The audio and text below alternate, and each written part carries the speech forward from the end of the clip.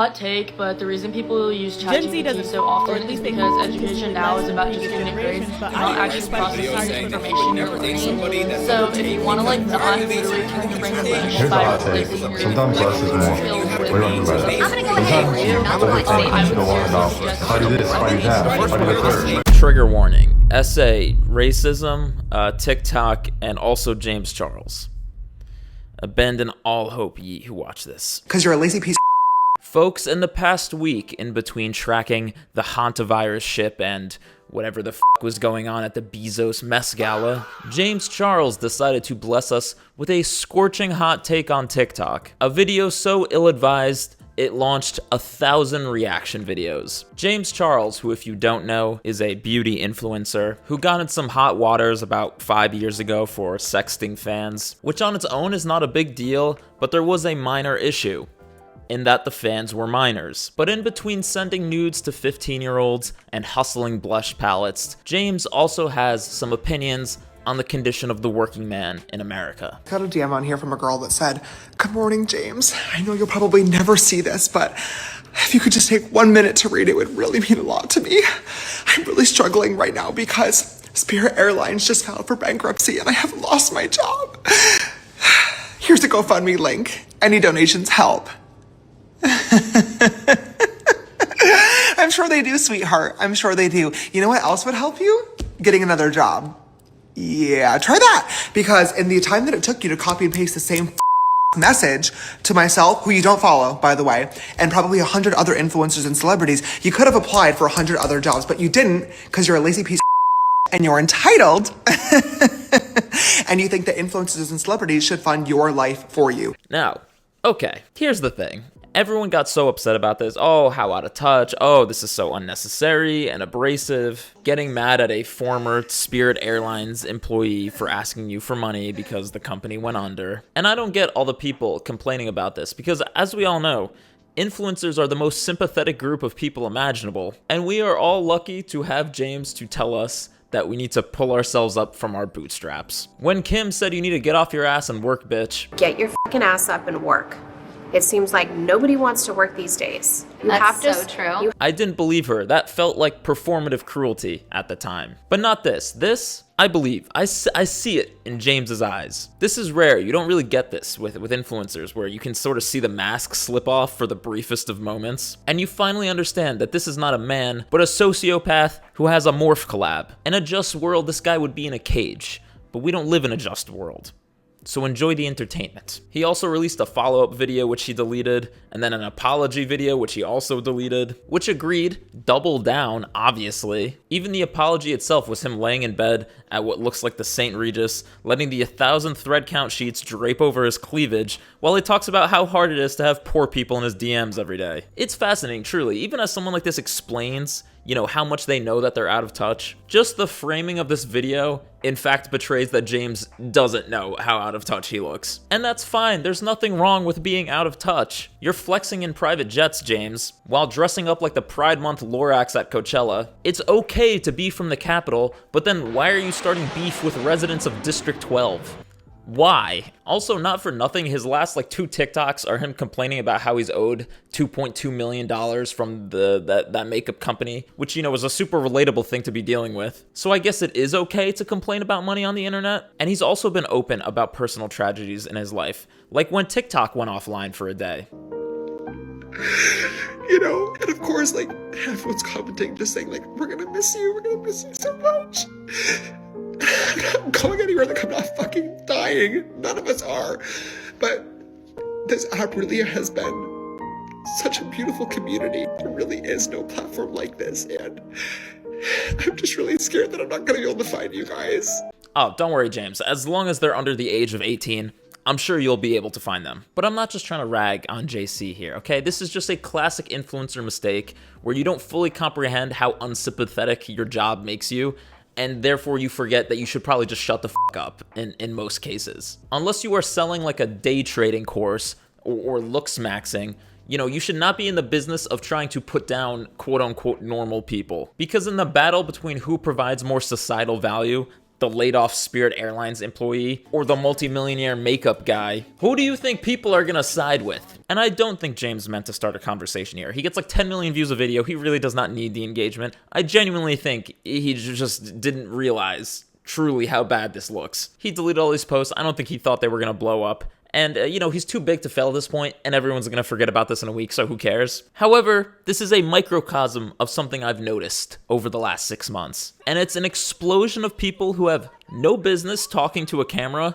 deciding to do it anyway. And clearly I'm not talking about myself in that. Everything I put out is top shelf shit. But specifically, there's an epidemic of quote-unquote yap content that's taking over TikTok, and to a certain extent, Instagram Reels, which all follow a very basic formula, which once you see, is impossible to unsee. Because while James Charles, with his 40 million followers, doesn't need to engage in the hot take economy in order to make money, these people do. And their whole content strategy is essentially arguing that Spirit Airlines employees should just stop being poor. I'm paraphrasing, but not really. That's the level of conversation that they're starting. Not to be a superficial prick, but honestly, my biggest fears in life are being broke and fat. It just does not sound like a good time. Thank you for sharing that, Charlotte. Listen, right out of the gate, I'm not maligning the idea, of pulling out a camera and talking and posting it on the internet, right? I'm doing it right now. It's fun. You can educate, you can entertain, you can make money. However, with as little thought as I put into what I'm saying, I still feel like I'm Socrates compared to the average person on TikTok. All vegans are completely and entirely insufferable. And no, I will not elaborate on that. And for the vegans out there who think they are insufferable or insensitive, you just don't realize it. And to be clear, there's a lot of yappers on short form that I totally respect and I follow. People talking about society, brands, culture, neuroscience, art. I love all that stuff. I love a good short form injection of knowledge into my brain in between sets at the gym. But I'm not talking about those yaps. I'm talking about a specific kind of yap that is not knowledge, it's just noise. And it's making my ears bleed. Arby's is a very good fast food restaurant. I'd the original roast beef sandwich off of their menu, okay?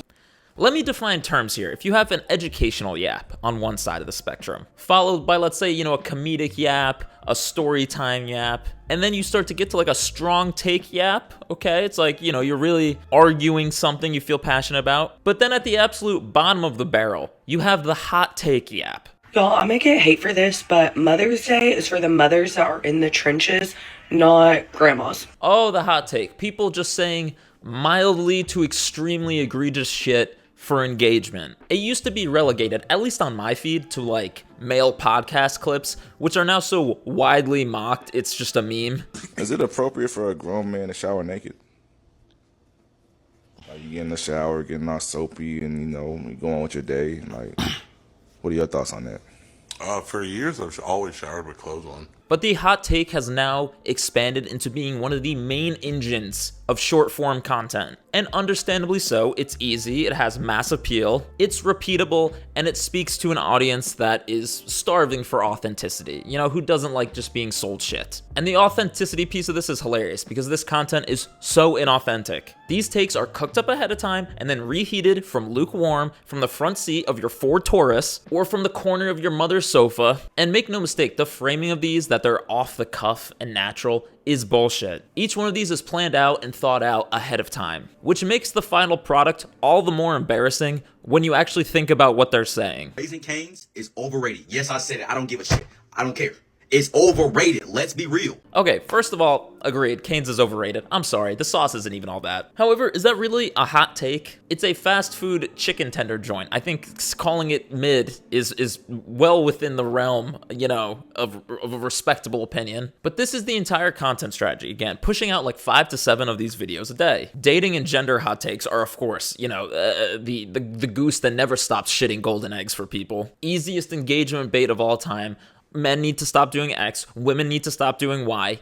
Okay. And it now feels like it's 20% of TikTok where you can literally see the creator putting out 5 to 8 videos a day. Maybe 1 or 2 will go viral, rinse and repeat. And they all follow the exact same formula. The first 3 seconds is whatever the take is, and then they spend between 10 seconds to 10 minutes justifying it in a way that will drive both angry and supportive comments, which help the video in the algorithm. Usually they're a minute plus though, because of course you get paid on TikTok if the video is more than a minute long. And I know that this is the format, and I know this is the new meta for growing quickly on social media, because there's about 800 short form gurus out there who are saying it, while selling courses and explaining the art of the yap. I've been watching this trend explode online called yapping, where people talk unscripted, raw, straight to the camera, and I'm all for it, because people are just getting so sick of the polished things they see online. Yeah, agreed. There's always a big demand out here for authentic content and people who show up as themselves. Comment yap and I'll send you my free crash course on communications framework. Everyone seems to be cranking their hog to the concept of being a great yapper. How to yap? I want to be a yapper. Yapper! What does that even mean? Well, I'll tell you what it means, and I'll tell you how to be a great yapper as someone who records every single video one shot, no edits, and has built 35,000 followers.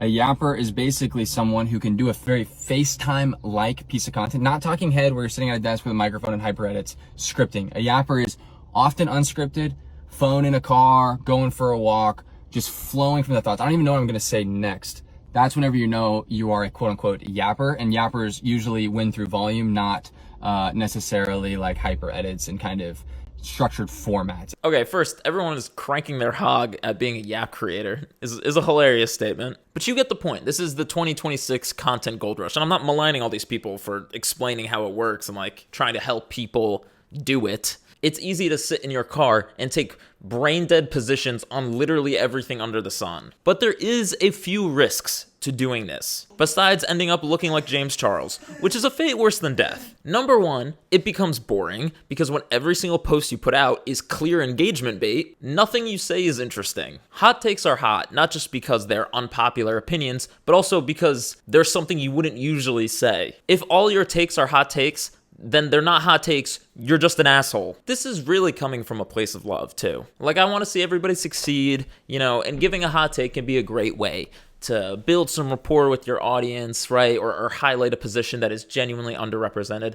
I understand why people like the Subway Takes show, because you get to see people, who are usually more buttoned up or you don't see in that position giving their honest opinion about something. Like, for instance, I'd rather be on the hantavirus ship than in a room with James Charles. That's a hot take, but one that needs to be said. But when every single piece of content you put out is like, can we talk about how performative it is to use Spotify? All the real ones use Apple Music. The f*** are you talking about? This is a hot take, but I think that wishing your mother a happy Mother's Day on your story is performative as f***. If you want to go wish her a happy Mother's Day, wish her a happy Mother's Day. Why do we have to know that you're wishing your mom a happy Mother's Day? Literally, what are you talking about? 200,000 likes on this, by the way. Fellas, is it gay to say happy Mother's Day to your mom on your Instagram story? And this is all this guy does on TikTok. It's yapping about literally nothing. I know I'll be showing you different accounts as we go through this, and I'm not hating on anyone specifically. If you like some of these people, okay, that's fine. But some of this, I can literally feel my brain cells walking the fucking plank in my head. You know that feeling in your balls when you see another man get hit in the balls? It's like we all are connected in a way. We all have a mutual feeling of the testicles. Yeah, man, that's crazy. That was the entire video, by the way, start to finish, 5 seconds, which is better than a lot of these people out here who are talking about nothing for 5 minutes. Which brings me to my second hazard of being the mayor of Yappersville, is that it forces you to take extreme positions on completely meaningless topics, to the point that you will often see people draping their take in vaguely academic or progressive language, even though in context, it makes no fucking sense. For instance, I saw 600,000 likes on the take, Europeans trying to walk to MetLife Stadium is white supremacy. Europeans thinking that they can walk to MetLife Stadium to see the World Cup is white supremacy, and I am going to explain to you why.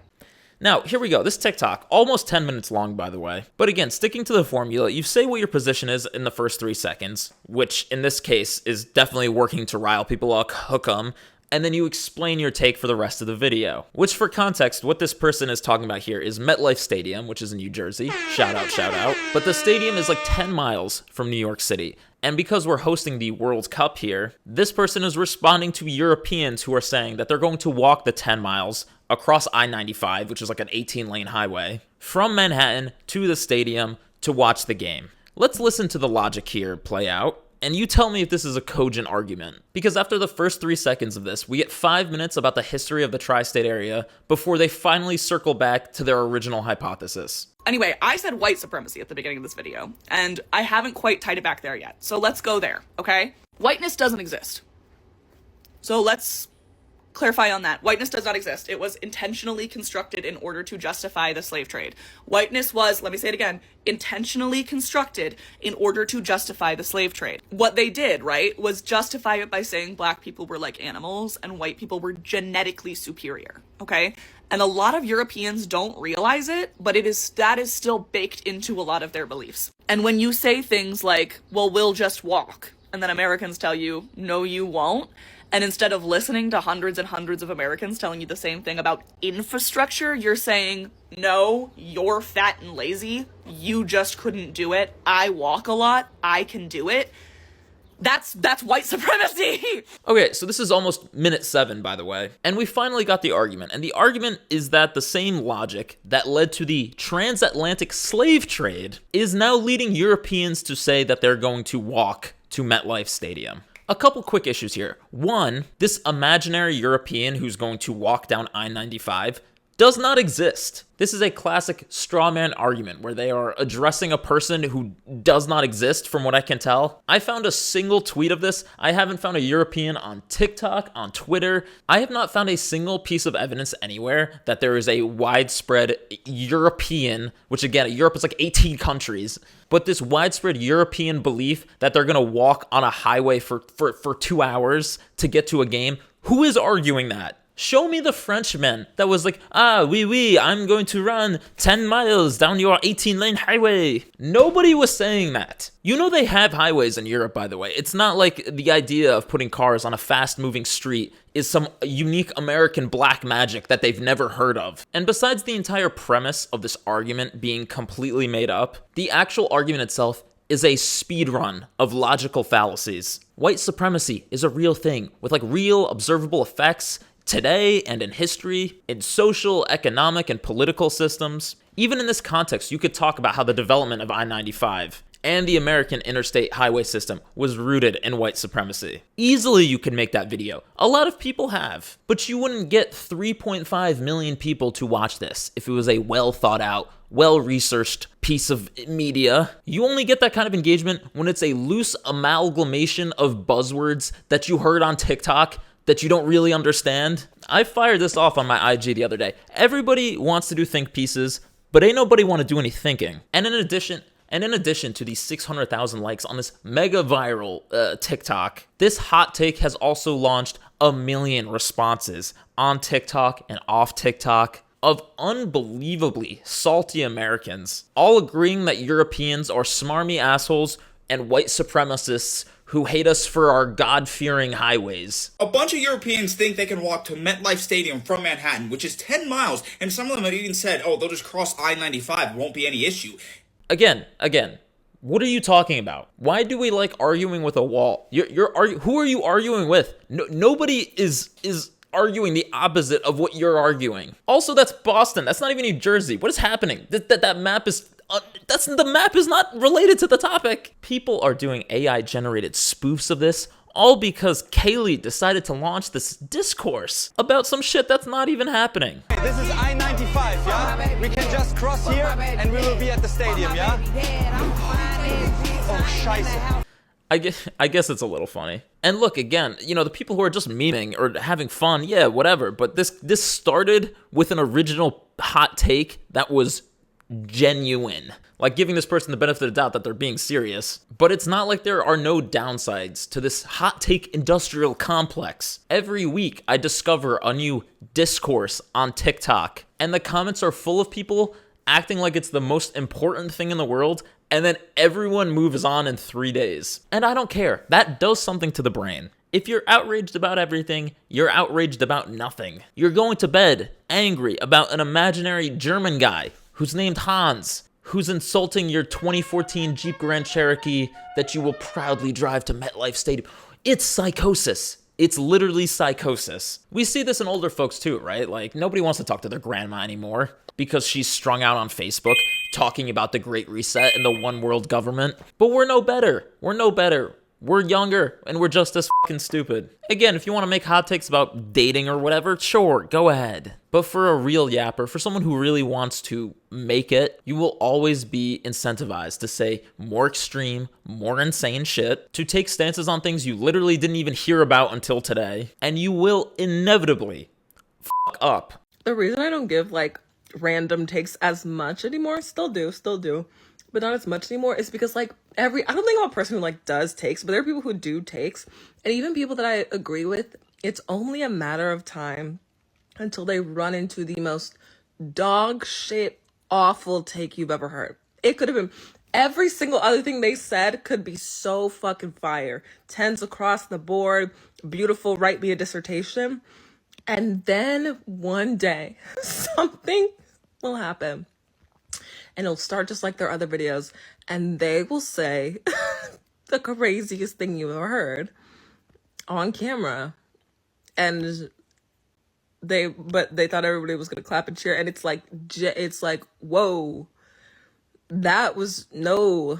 Yeah, exactly. Look, it's a hazard of doing anything on the internet. People are gonna get mad at you no matter how lukewarm and meaningless your opinions are. But that doesn't change the fact that you're inviting toxicity and insanity when everything you do is stake out a position on the dumbest shit imaginable. It's a guaranteed death spiral. If you have meaningless takes like The Office isn't that funny, which is a verifiable fact, not an opinion, then no one will watch that. But if you do say something genuinely insane and get some traction with it, now your entire identity is being the person with that one insane take. You stop being a person and start being that guy who thinks gooning in a Five Guys bathroom is totally fine. It's like you dug this hole for yourself. Even if you're trying to be funny, the internet is forever, man. There are yappers out here complaining about losing their jobs over their videos. AJ Yaps just got fired! So if y'all don't know who AJ Yaps is, he's another Yap content creator, and he's hilarious, one of my boys, and he actually just got fired from Planet Fitness. And I just first want to say, Planet Fitness. Okay, so this guy's friend AJ, who has like 350K on TikTok,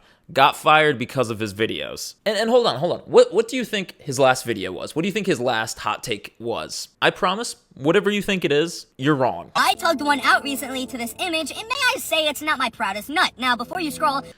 Yeah. And the actual hot take, by the way, in this video, which I'm not going to play, is that Cars porn should not be classified as porn. And he got fired from his Planet Fitness job for making content. I wonder why. Are people genuinely brain dead? Like, you're posting this to hundreds of thousands of people. This isn't a group chat with your friends that you're cracking jokes with. Who wants the front desk guy at their Planet Fitness to be the Cars gooner from TikTok? I digress. Let me wrap up with a quick look at a community which I believe best encapsulates the pitfalls of the hot take economy. At some point within like the last 4, 5, 6 months on TikTok, the ranter community became a thing, which are basically middle schoolers who are creating some kind of virtual character or stealing one from somewhere else, writing out a hot take, and having an AI voice say it over a stolen slime video or something. And my understanding is this got its roots in Roblox ranters, which is like just the same thing, but with Roblox gameplay instead of whatever this is, whatever I'm looking at right now. And this is like a genuine whole community, like complete with toxic drama. All these ranters were going after this one called Sprinkles, who was doing like a My Little Pony thing. Sprinkles is not a ranter!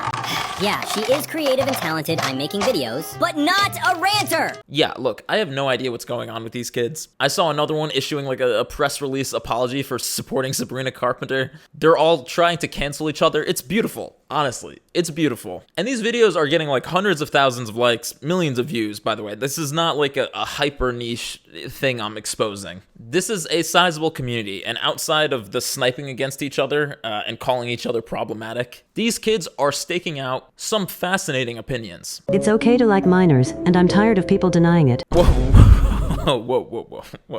What? Because if I say, "Aw, look at that cute baby," people will look weird at me like I did something illegal. Like, where did that come from? Okay, thank God. It's just a wording issue. It's just a severe wording issue. And also their character is Amazon Alexa. So, okay, moving on. Stop crying about being groomed if you lied about your age. What the f is going on TikTok, y'all? Male SA doesn't matter. Let me explain. No. I think I'm good, bro. I don't need to hear the rest. Am I the only person who has never seen a pregnant Asian woman in my entire life? And you're probably like, Alexa, go to sleep. This is so random. But stay with me. I have been in malls, restaurants, and shops all over the place, and I have never seen the middle stage. One day they are just living their best life, and the next day there is a toddler running around. You know, for what it's worth, it's fascinating seeing children essentially recreating Twitter from first principles. At the end of the day, at all ages, at all stages in life, what people want is really just to project their stream of consciousness into as many people's feeds as possible in ideally 140 characters or less. And I'm glad that all these accounts are anonymous, because I don't think anybody needs their faces to be attached to these positions. And they're kids, man. They should not be on TikTok. That's the whole benefit of being a child, is you can think stupid shit, believe stupid shit, and you just have your 4 friends to work it out with. You're not supposed to be broadcasting yourself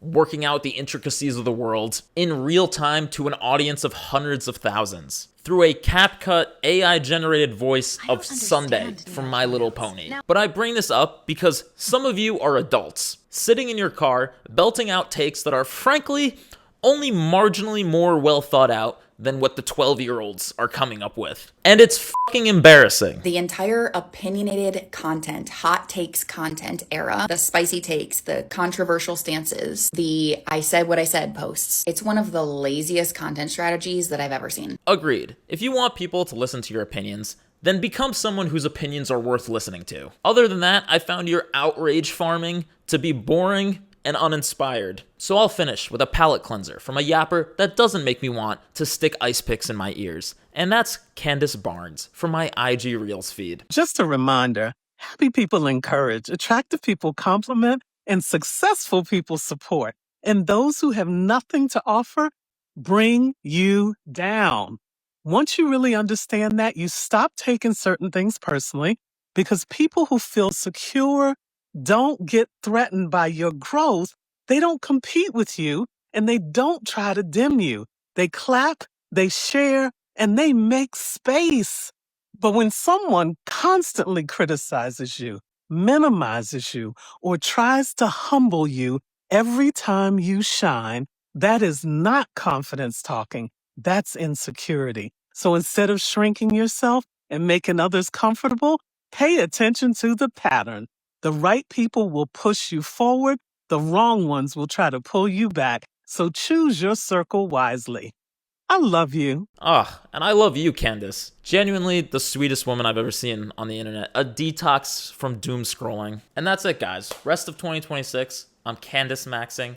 I'm a paradigm of peace and love.